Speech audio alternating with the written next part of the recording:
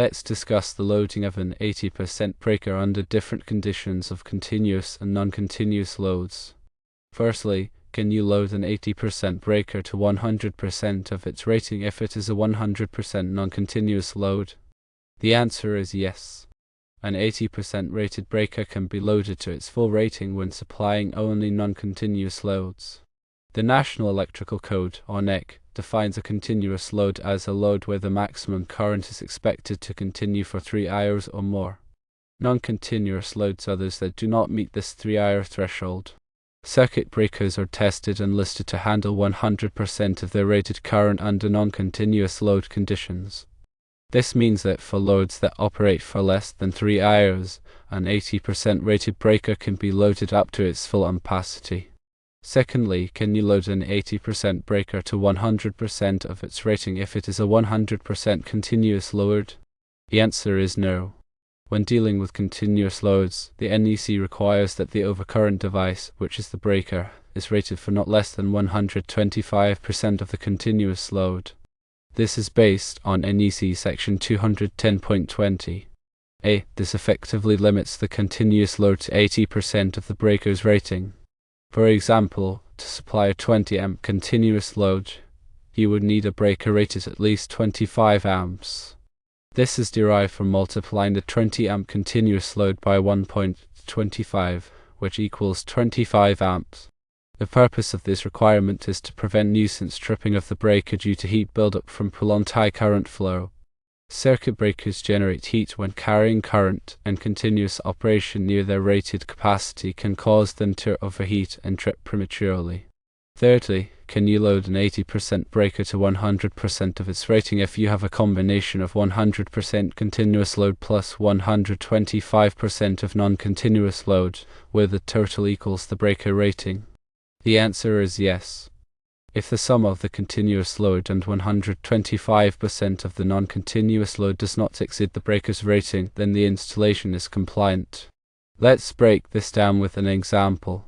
Suppose you have a 15 amp breaker, and you want to supply both a continuous load and a non-continuous load.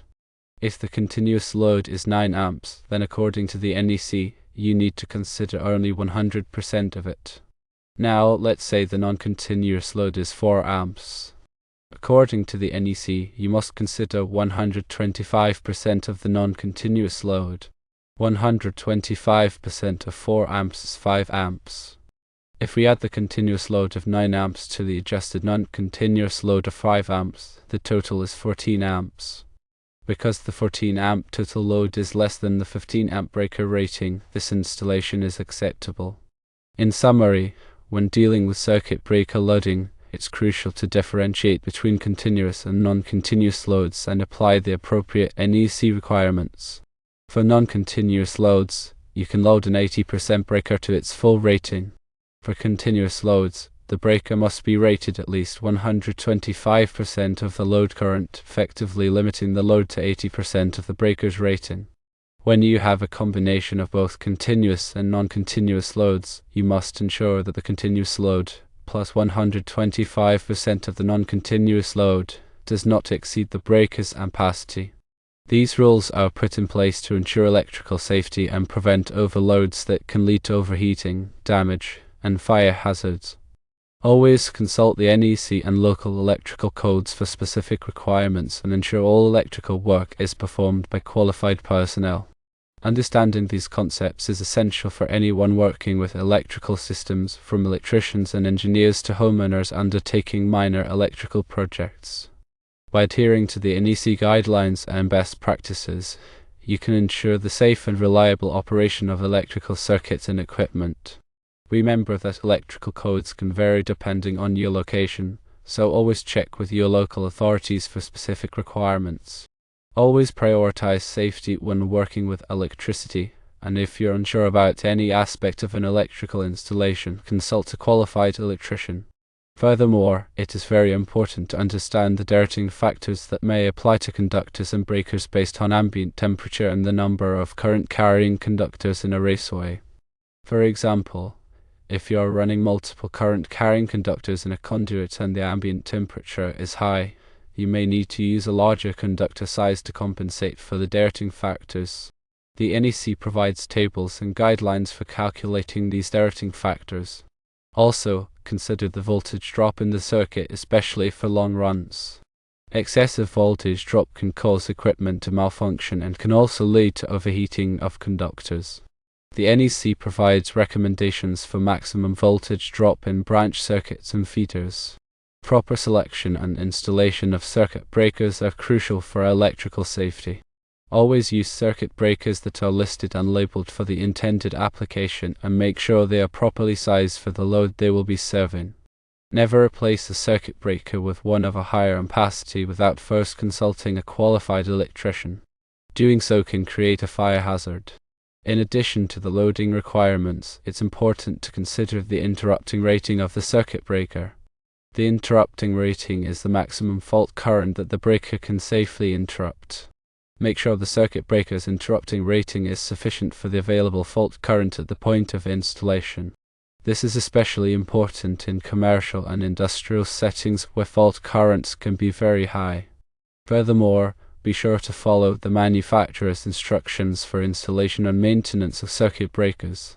Regularly inspect circuit breakers for signs of damage or overheating and replace them if necessary. Never tamper with or modify circuit breakers in any way. Remember that electrical systems should be inspected and maintained regularly to ensure their safe and reliable operation. Consider consulting with a qualified electrical contractor to perform periodic inspections and testing of your electrical system. In conclusion, understanding the loading requirements for 80% breakers, including the distinction between continuous and non-continuous loads, is crucial for ensuring electrical safety and compliance with the NEC. When designing and installing electrical circuits, always follow the applicable codes and standards, and consult with qualified professionals when needed.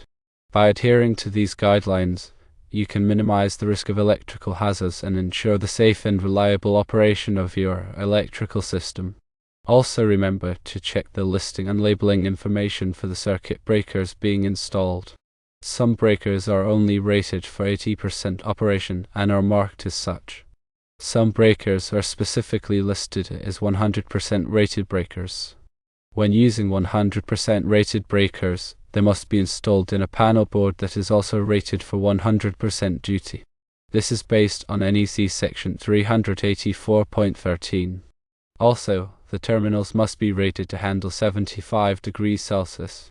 If the terminals are not rated for that temperature, then a lower temperature, such as 60 degrees Celsius, must be used. This is described in NEC Table 310.16. This information is for educational purposes only. Consult a licensed electrician for all electrical work. Failure to do so may cause property damage, injury, or death. It is very important that you follow all applicable codes and standards when performing electrical work.